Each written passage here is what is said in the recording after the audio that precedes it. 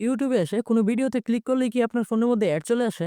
যদি এই সমস্যাটি আপনার হয়ে থাকে, তাহলে আজকের এই ভিডিওর মাধ্যমে দেখাবো কিভাবে এই সমস্যার সমাধানটি করবেন। তাই ভিডিওটি স্কিপ না করে সম্পূর্ণ দেখবেন। এটা করার জন্য আপনার প্রথমে ইউটিউব অ্যাপটিকে ওপেন করে নিবেন। ইউটিউবে আসার পর নিচের দিকে প্রোফাইল আইকন এটার উপর ক্লিক করবেন। তারপর নিচে দিয়ে স্ক্রল করে আসবেন। আসার পরে এই জায়গায় একটা অপশন দেখতে পারবেন, গেট ইউটিউব প্রিমিয়াম, এটার উপর ক্লিক করবেন।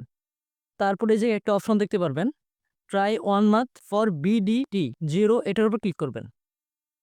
তারপরে এই জায়গায় আপনার ৩ টে অপশন আছে। একটা হচ্ছে ইন্ডিভিজুয়াল, আরেকটা হচ্ছে ফ্যামিলি, আরেকটা হচ্ছে স্টুডেন্ট। তো আমি একটা দেখিয়ে দিচ্ছি। তো আপনি যেটাই নিতে চান সেটার উপর ক্লিক করে আপনারা ট্রাই 1 মান্থ এটার উপর ক্লিক করবেন। তারপর নিচের দিকে দেখেন লেখা আছে add credit or debit card, এটার উপর ট্যাপ করবেন।